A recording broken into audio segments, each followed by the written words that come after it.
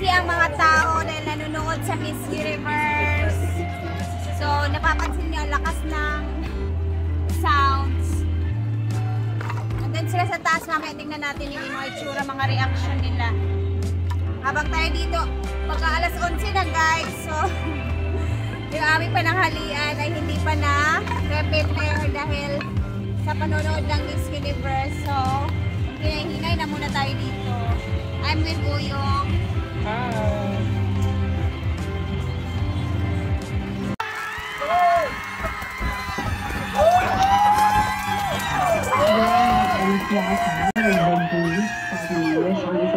And gave me the grit to pursue what I want in life. From a young age of 10, I started doing pageants to provide education for myself, for my brother, and for my sister, and help provide for my family. So I really hope that my story is a symbol of hope for everyone to hear that it doesn't matter, you can achieve anything as long as you put your mind, your heart, and your soul in it. Oh, here we go.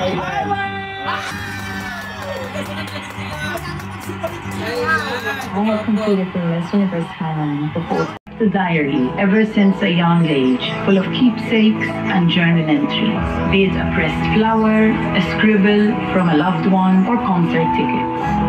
I like to see the beauty in the simple things. I look at life as moments. It is not just the big achievements that are important, but also the small ones that shape who we are. Please welcome the 12. Porte d'Ivoire!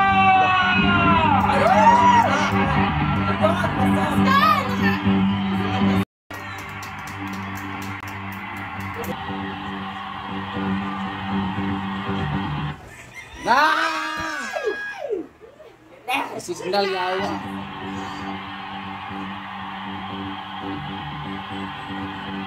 Joining her is Philippines. Philippines.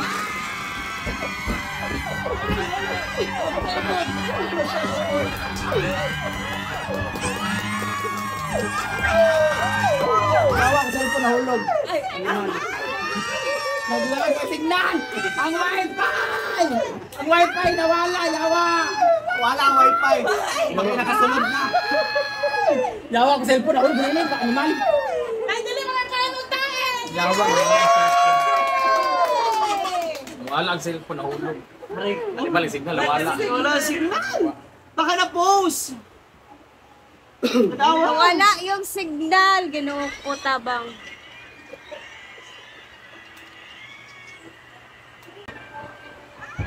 Sa top 5.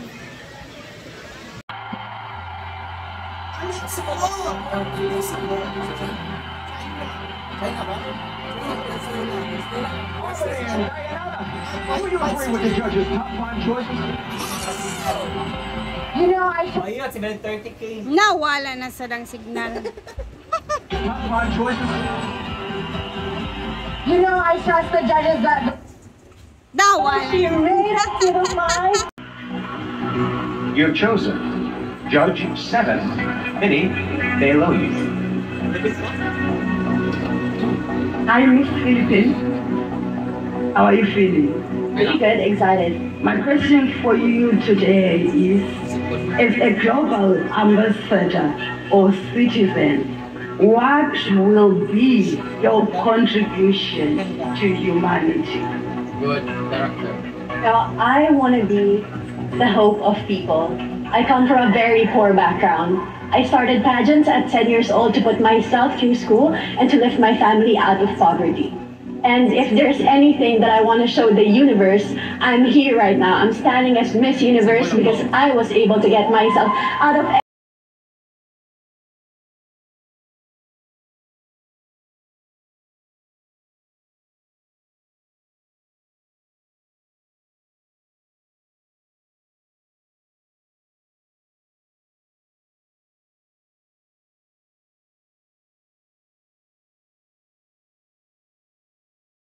Unbelievably generous hospitality we've experienced here in Thailand will never be forgotten. Thank you very much. So, We began tonight with 120 delegates on the stage, all dreaming of being crowned Miss Universe. Now, one of them will realize that dream.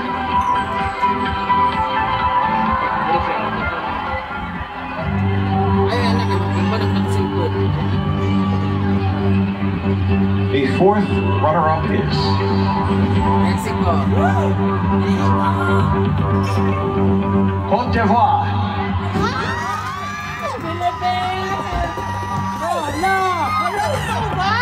Hindi kasi nagpasok sa mga bound, hala! Hala ka ba yun? Philippines! Hindi ka ron! Mexico! The third runner-up is Mexico! Thailand! Philippines.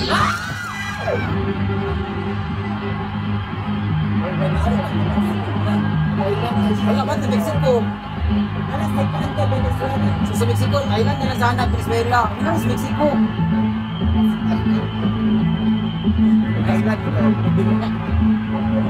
The second runner-up is Mexico!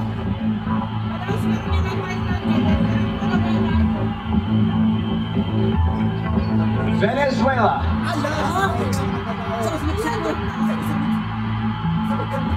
Thailand na lang, please. Thailand na lang.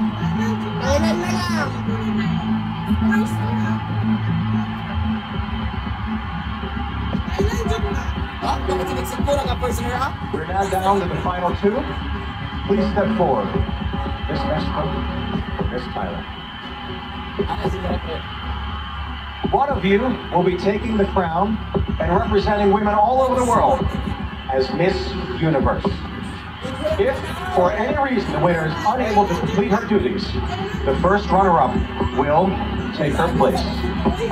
Good luck, ladies. Bakit sa Mexico yawa?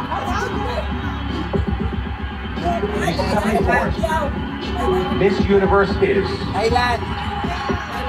Thailand! Do not pull a Steve Harvey here, Steve. Here we go. Miss Universe is Mexico!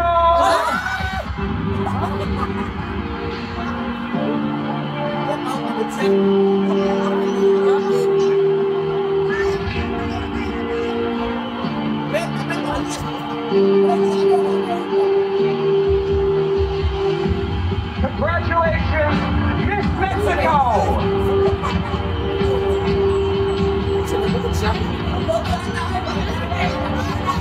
And can we please give a round of applause for our first runner-up, Miss Thailand! Anyway, sa believers, may mga competition, wala, depende pa dito. Miss Mexico, congratulations. Please, I-replay, sabi ko sa take your kanya, first one. Na-shock. Wala mo kayo magkaon gid. Na-shock mo? Na-shock po kami lahat sa result. Si Thailand unta to. Expectation yun si tawag. Dito. Mexico eh. Ayun lang naman. Wala tayong ano dyan. Decision yan ng mga judges. So, guys, it's time check is 11:59 na po dito. May oras pa naman para magluto ng adobong pusit. Naka-ready naman na ang aming adobong mga sahog. So, nandito na po ang aming mga ricados for the pusit at nalinisan na din. So, luto na lang to agad-agad. J-Ford. Si J-Ford muna magluluto ngayon, guys, kasi hindi ako familiar sa kanilang pusit. Sa pusit na luto nila dito. So, baka mapong tayo ni Madam. So, si J-Ford muna ang magluluto. So, panonoorin natin si J-Ford ngayon sa kanyang putahe for the pusit. Ayan, sa ahos. First is, dinamihan natin siya ng ahos, guys. Kasi, para hindi siya malansa. So, dalawang ano yan, ahos.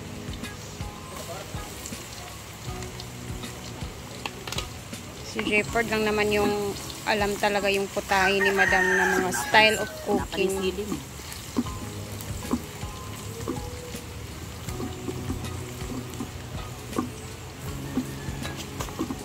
So, ikain na lang natin, no? Dahil ako yung bet ko talaga sa Miss Universe si Thailand. Tapos yung isa, yung unang tinawag na si Kot. Ano sa pangalan niya to? Sa itong country? Ayan. Bombay, nilagay na niya.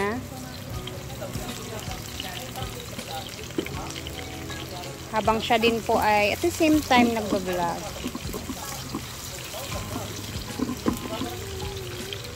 Go. Ayan. Nilagay ang kamatis.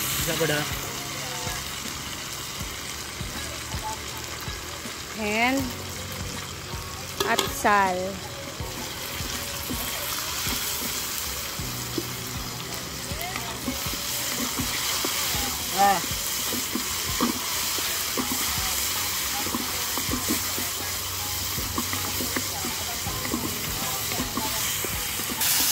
Kailangan mo na siyang igisa. Maluto yung kamatis. And dito na ilalagay ang puset na bale 2 kilo.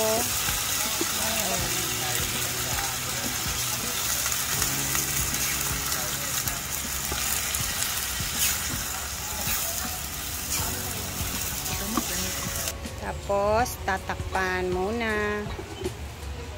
Ayan. Tapos ayan na siya. Wow, corned beef!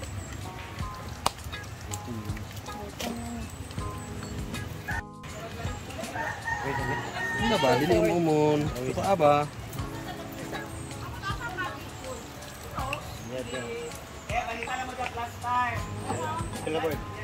Yan.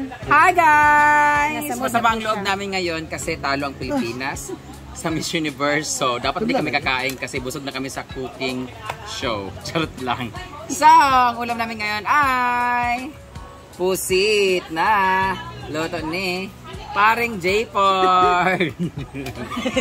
So, yun yung ulam namin ngayon. Masama ang loob namin ngayon. Wala tayong gulay kasi vegetarian ako eh. Tapos nilagay May mga mo guest tayo ngayon. Hi! toyo.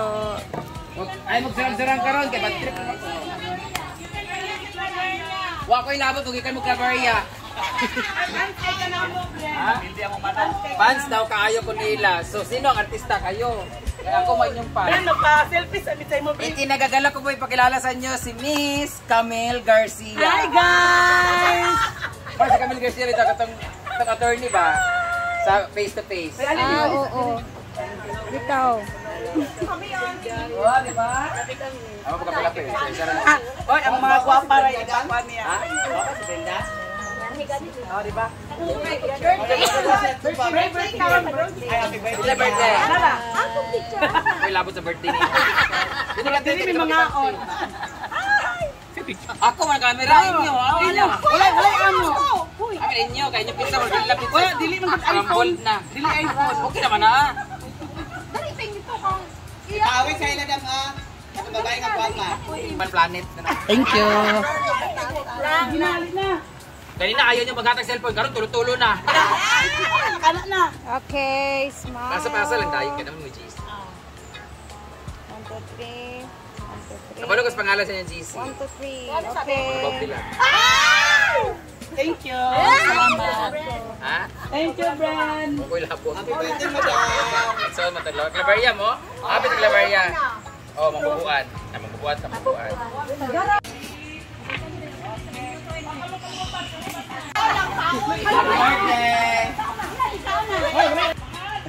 Kamay na tumando.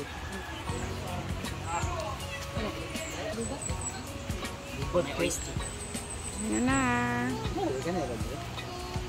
Habang ang batang isa ay kumakain, pinapakain ng kanyang tito.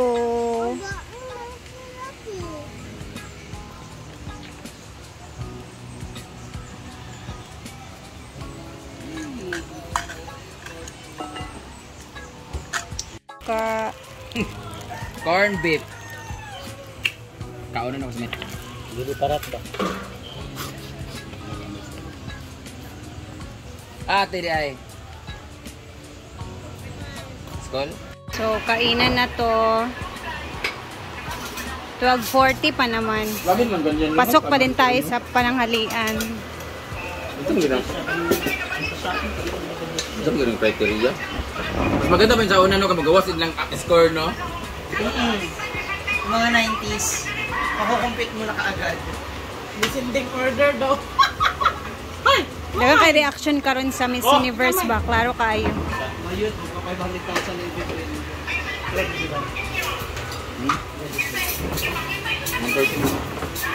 Kasi ano na?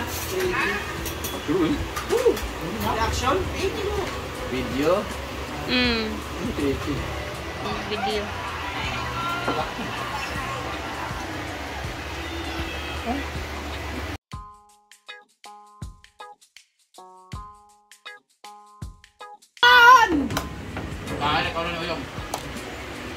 Mag-diet sa uban.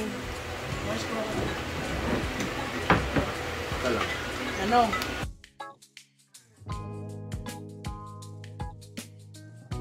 Performance, pero si Venezuela, kaya maganda rin sagot niya eh. Atisan, Thailand, Mexico, yawa. Mas maganda si ano, mas gusto ko sa isa kay Thailand. Yung tatlo talaga Venezuela, Cotubo, Philippines. Yung karaman ni mong kaunon. Yung Mexico man po ng judge. Ang ganis ah.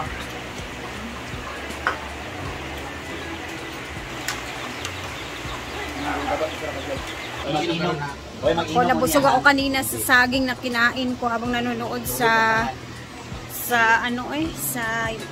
Miss Universe. Ay. Ayan, thank you guys for always watching. Mamaya ulit mag-upload tayo. Ayan. Sa mga nag-react sa Miss Universe, wala, normal lang siguro yan sa atin, no? So, yun lang naman. Thank you and God bless everyone. Mamaya ulit. Bye! Ingat tayo, ha?